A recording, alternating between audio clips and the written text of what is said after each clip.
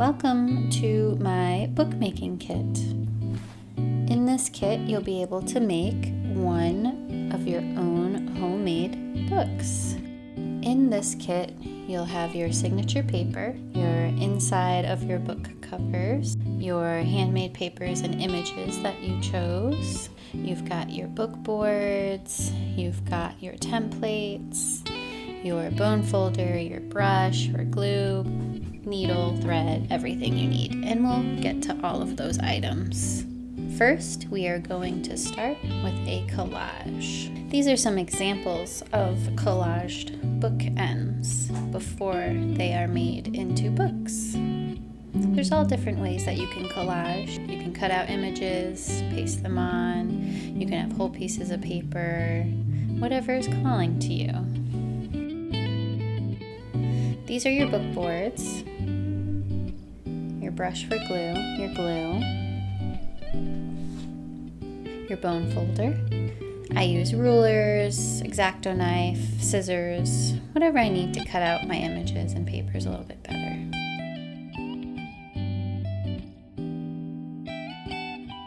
We are going to set your templates to the side. You don't need those till later. Here is our book boards. Ignore that mine has a T on there. It's a tester. And what I like to do is bring together my papers and my images and kind of get a rough layout of what I want to do. Once I get that rough layout of what I want to do, I then start cutting and doing. I like the way this paper looks behind these sand dune peaks. I always have a moist washcloth nearby that helps me dry my fingers when they get tacky with glue. And I use a magazine that I get for free in the mail to glue on. It's a great way to be able to glue all the way to your edges of your paper without making a mess of other things. And you can turn the page when the glue's wet. So what I'm going to do is I'm actually going to cut the sky off of the peaks of the dune. Because I think that's going to look pretty cool having this other paper behind it. Because the handmade paper kind of looks like clouds and wind and all of that. Definitely want some over edges so that it can wrap around to the other side. Cut off any excess. I always save my scraps too because you can use them for all kinds of things. So I'm going to start gluing with my bottom layer now. Handmade paper is really nice because it's kind of hard to mess up. It's very malleable and moldable. Now when you're gluing, you want to make sure you have enough glue, but not too much glue. This is called a PVA glue. It's acid-free, and so it'll be good for your images for a long time. It is pressure activated, so you can kind of move it around just a little bit when you first start gluing, and then as soon as you apply pressure, then it's going to be locked into place.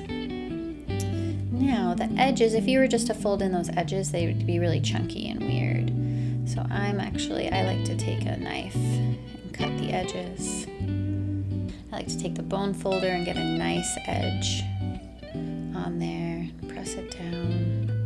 Great. That's your first layer. Now taking the second layer. Gotta be very careful with magazine paper because it likes to warp, bubble, do all the things that are not very fun. So again, you want to make sure you have enough glue, but not too much glue. Too much glue is really going to make it bubble. If you have too much still, you can even flip it and put it on your magazine and take some of the excess off.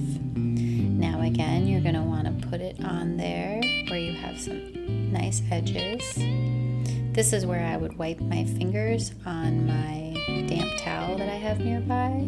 Now this is a dry towel that I'm going to rub on the image before flipping it to try to make sure there's no bubbles in there. And then I'm going to press the other side. Again, I did not leave enough edge for a nice clean fold up on the bottom, as you'll see in a minute. And I'll show you how I fixed that. But you could have brought the image, I could have brought the image down a little bit, and then it would have been a much easier process. My glue on the edges was a little dry, so I'm just gonna add a little bit more. And then I'm gonna pull those edges in. Doesn't really matter which sides you do first, that's up to you. Sometimes if they're longer, I do like to do the sides and then the bottom last, so it looks pretty like an envelope. But yeah, I'm gonna have to fix that edge or it's gonna keep curling out. And I'll show you how I do that in a moment.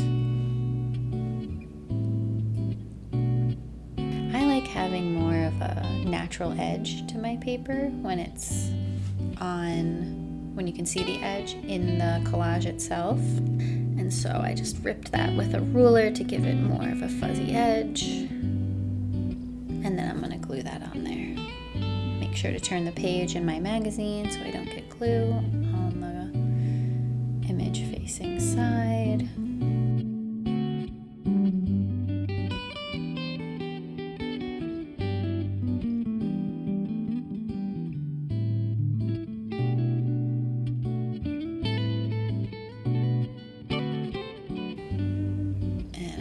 Glue on my image. That's what the damp cloth is also there for.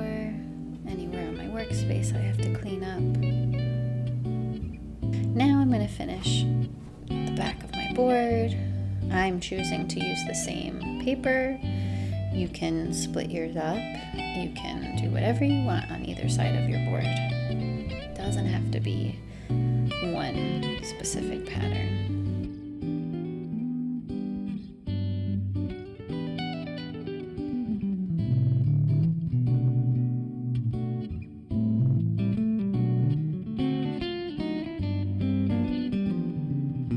As you can see, I have some exposed cardstock or chipboard there in the corners.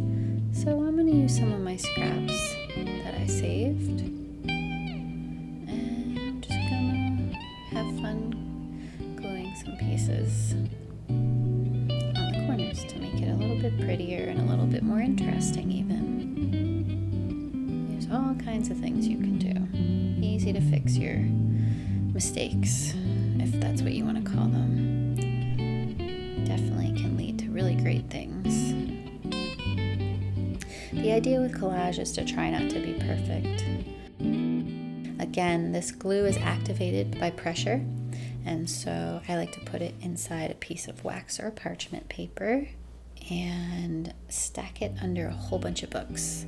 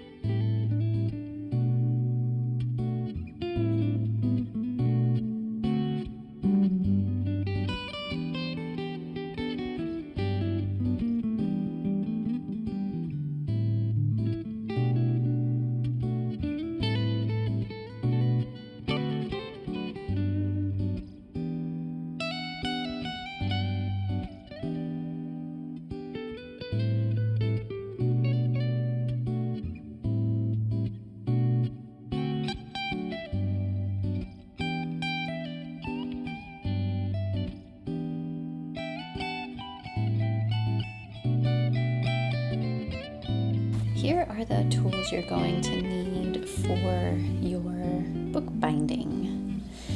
Now we're going to start with our signature paper. I've already cut it to the size you need. You're going to use 5 pieces per signature. A signature is the folded grouping of your book. So we're going to have 4 signatures with 5 sheets in them each. We'll fold all 5 together. use the bone folder to give you a nice edge, which is very satisfying. And your next 5. And you're going to repeat this until you have all 4 signatures done. This paper and the paper in your books is actually a mixed media paper. It's great for drawing, sketching. It should be great for paint, acrylics, and all different kinds of media. Great. Now I've decided to add a nice kind of cardstock to the outside of each signature. You can add handmade papers. You can add whatever you want if you want something interesting happening along the edge of the binding. Now we are going to use our templates to poke our holes for the binding. We're going to start with our cover. You have an arrow on yours that's pointing to the left edge. You're going to line that up with the edge of your book board that you want the binding to be on. You're going to take your awl, careful it's very sharp, stab through, make sure whatever surface is below you is stabbable. I have my cutting mat, watch your fingers, and go all the way through.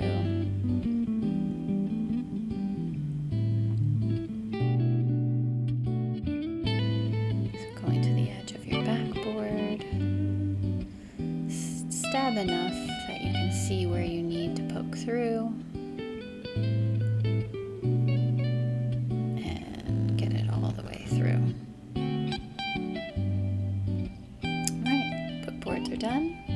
Now it's time for your signatures. That's what this folded sheet is for. You're going to go to the inside of each signature, place your template in there, and stab through. Again, be careful not to stab your fingers. And move on to the next.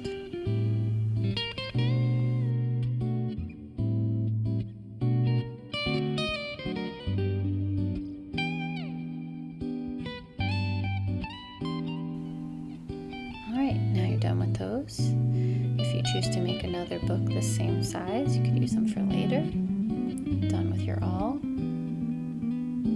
Make sure they're all lined up good. Now when you stitch, you start from the back of the book and you make your way forward. I am going to choose the orange thread so that you can see it better on camera. And I think it'll add some nice color. Now this thread is waxed, so you can literally pinch the end to fit through the needle. You're not going to tie a knot because this has to go through your book, but you're going to pull enough that you can pull your needle through and your string through. You are going to knot the end of the string. And now we can begin. So starting from the back of the book, backboard first, and the first signature. We are going to go through and pulling through. I like to pull through by the string and not by the needle so you don't pull the needle off the thread, which is probably going to happen at different points, and that's normal.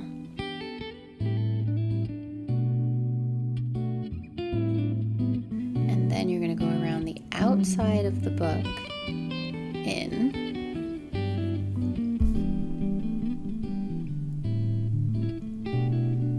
Pull that through. And then the string is going to go around the outside of the board, like the edge of a book. The string should be on the outside of the first threaded loop, or towards the inside of the book, and you're going to pull your needle through around the edge of that first loop and pull it decently tight. Now you're going to go same hole that you came out of earlier. It's tricky. You want to make sure you don't stab your string, your thread that's already in there. So pulling it kind of tight and getting the hole more exposed helps.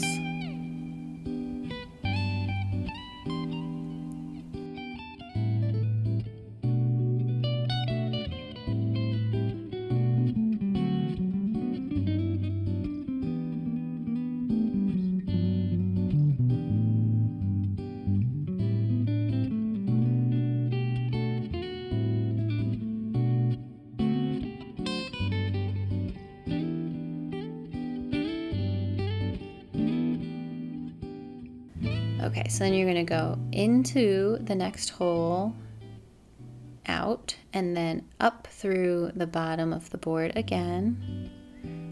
That string is again to the left side of the loop you just made. You're going to pull it a little bit tighter, and then you're going to loop that needle through again.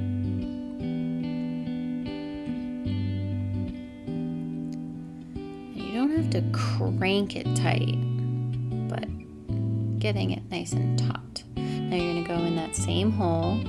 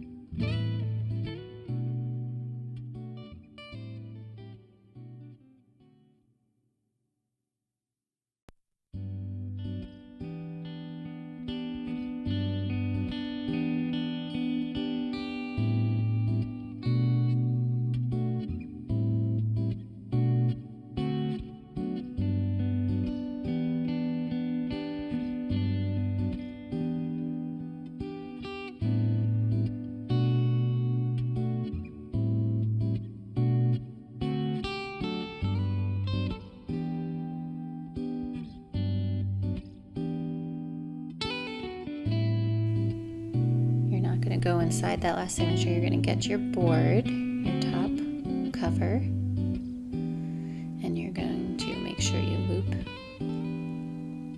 around the last loop and then through the top down.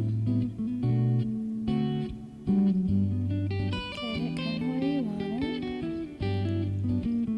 And you're going to loop it between the last two signatures. Not between the board and the last signature, but the last two signatures. So you have a nice secure place. That's what you want to think, is that you're finding a nice secure way to latch the thread to the previous loops.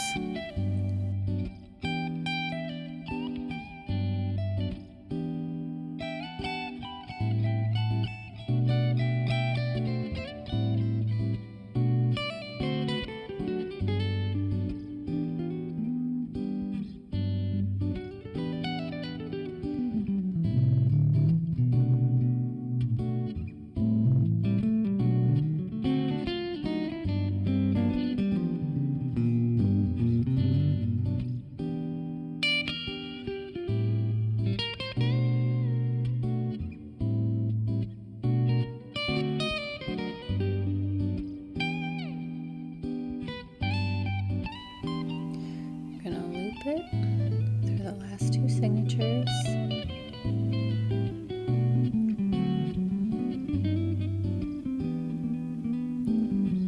And poke it through that same hole.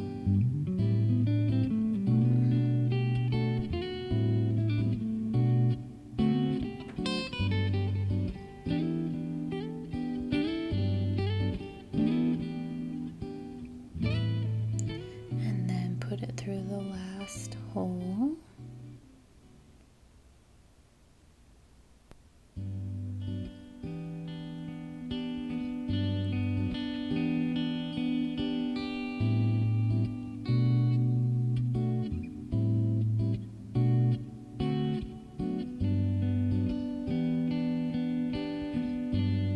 Make sure everything's nice and aligned. Loop it through those last two signatures.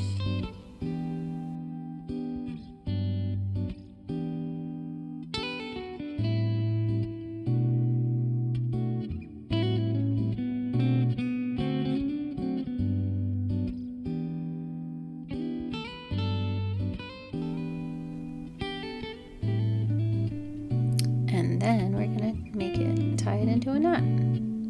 You're done sewing.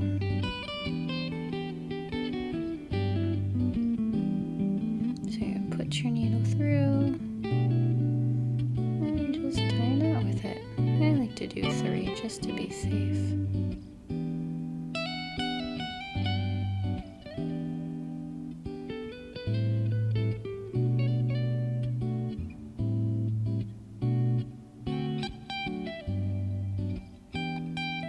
Make it nice and tight and snip it.